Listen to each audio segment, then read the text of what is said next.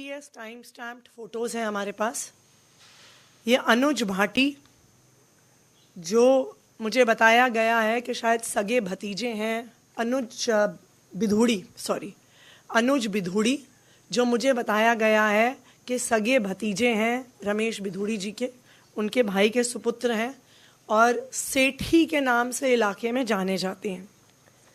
उसी गाड़ी में लालू बिधूड़ी, जो भी तुगलकाबाद गांव के निवासी हैं, इनकी भी जीपीएस टाइम स्टैम्प्ड फोटोज़ हैं। इस लोकेशन पर हमने इलेक्शन कमीशन को बुलाया, रिटर्निंग ऑफिसर को कंप्लेंट की, फ्लाइंग स्क्वाड को बुलाया, पुलिस को बुलाया। जब एसएचओ वहाँ पे पहुँचे और उन्होंने अनुज बिधूड़ी को वहाँ पर देखा तो खुले आम एसएचओ साहब ने इनको वहाँ से सबके सामने फरार करवा दिया। इनको फरार करवाने के लिए और उससे ध्यान हटाने के लिए पुलिस वालों ने दो लोकल लड़के, एक जो वहाँ पे उस इलाके में अपने एक रिश्तेदार के पास सामान छोड़ने आया हुआ था, जो इस पूरे प्रक्रिया की वीडियो बना रहा था, और एक जो हमारे किसी एक कार्यकर्ता के को देखकर अपने घर से बाहर आया था।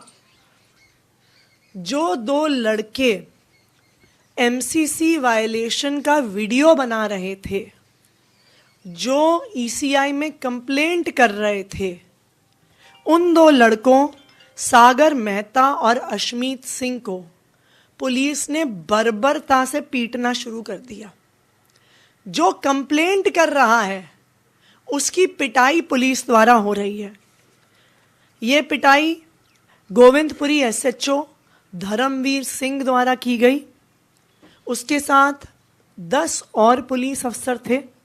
हमारे पास वीडियो एविडेंस भी है, जो मैंने कल रात को ट्वीट किया, कि उनको थाने लेके जा रहे हैं और पुलिस वाले इन दोनों लड़कों को लात मार रहे हैं जब थाने लेकर जा रहे हैं। इन लड़कों को बिना किसी कंप्लेंट के, बिना किसी एफआईआर के, रात के 1 बजे से सुबह 6 बजे तक थाने में रखा गया। सारी इलाके के सीनियर पुलिस वालों को वहाँ बुला लिया गया, जिसमें हर्ष इंदौरा एसीपी साउथ ईस्ट, एगमुट के आईपीएस के 2016 के ऑफिसर हैं, श्री वीरेंद्र एसीपी सरिता विहार, श्री राकेश कुमार एसीपी कालका जी, ये सब वहाँ पे मौजूद थे। इन्होंने एमसीसी वायलेशन करने वालों पे कोई एक्शन नहीं लिया। एमसीसी वायलेशन रिपोर्ट करने वाले 2 लड़कों को 5 घंटे पुलिस थाने में बिठा के रखा। और जो एक हिंदी में मुहावरा है, उल्टा चोर कोतवाल को डांटे, मैंने इलेक्शन कमीशन को बुलाया, पुलिस को बुलाया, और इलेक्शन कमीशन ने इस पूरे प्रकरण में रमेश बिधूड़ी जी की टीम पे कोई एक्शन नहीं लिया, बल्कि मेरे ऊपर एफआईआर किया। मैं आज इलेक्शन कमीशन से पूछना चाहती हूँ, Bharat free and fair election के लिए जाना जाता है। आज देश की राजधानी में खुलेआम गुंडागर्दी चल रही है। बीजेपी वाले गुंडागर्दी कर रहे हैं, उनको बचाने के लिए पुलिस वाले गुंडागर्दी कर रहे हैं, और अब इलेक्शन कमीशन कंप्लेंट करने वालों पे केस फाइल कर रही है। क्या ये हाल होगा अब? राजीव कुमार जी, अपनी सोती हुई आत्मा को जगाइए। हम सुबह से आपसे टाइम मांग रहे हैं मिलने के लिए, आप टाइम नहीं दे रहे हैं। इलेक्शन कमीशन कंप्लेंट करने वालों पे एफआईआर कर रहा है। एमसीसी वायलेशन रिपोर्ट करने वालों को पुलिस खुलेआम बर्बरता से मार रही है। आज देश का लोकतंत्र राजीव कुमार जी के हाथ में है, और इतिहास देख रहा है राजीव कुमार जी कि देश की राजधानी में लोकतंत्र बचेगा कि नहीं बचेगा। मैं बीजेपी वालों को भी बता दूं, दिल्ली की जनता सब देख रही है।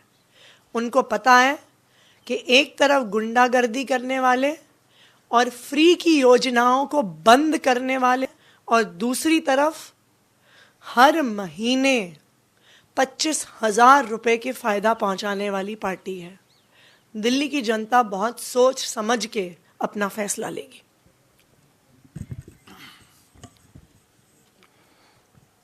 हमारे देश के इलेक्शन कमीशन को सारी दुनिया में सराहा जाता था और इस इलेक्शन कमीशन की अगुवाई किसी समय टीएन शेषन जैसे लोगों ने की थी, जिनका नाम ही निष्पक्ष चुनाव का पर्यायवाची बन गया था कि निष्पक्ष चुनाव यानी टीएन शेषन साहब। आज टीएन शेषन साहब की कुर्सी पर राजीव कुमार जी के नेतृत्व में जो इलेक्शन कमीशन काम कर रहा है, उसको देखकर ऐसा लगता है कि भारतीय जनता पार्टी ने अपना पूरा का पूरा इलेक्शन लड़ाने का ठेका चुनाव आयोग को दे दिया है। चुनाव भारतीय जनता पार्टी नहीं लड़ रही है दिल्ली में, चुनाव इलेक्शन कमीशन और दिल्ली पुलिस की साझेदारी में लड़ा जा रहा है भारतीय जनता पार्टी के लिए।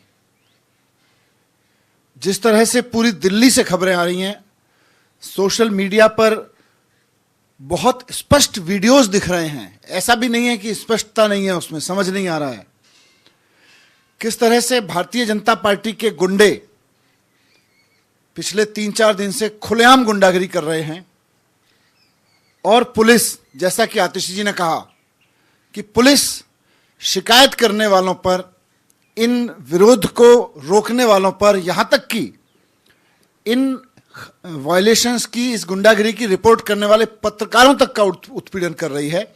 लेकिन पुलिस और चुनाव आयोग कोई कार्रवाई नहीं कर रहा है उन लोगों के खिलाफ जो वायलेशन कर रहे हैं, जो गुंडागिरी कर रहे हैं। और ये आज से नहीं हो रहा, ये चुनाव की घोषणा से पहले से हो रहा है।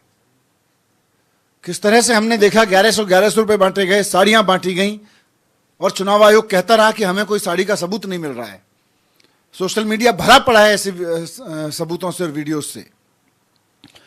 तो पूरा का पूरा चुनाव दिल्ली का चुनाव आयोग और दिल्ली पुलिस की साझेदारी पे लड़ रही है भारतीय जनता पार्टी। मैं अमित शाह जी को कहना चाहता हूं कि आप दिल्ली के चुनाव के लिए जगह जगह गए, आप ही के तो लोग तो पूरा गुंडागिरी कर रहे हैं, आप इसको रोकिए।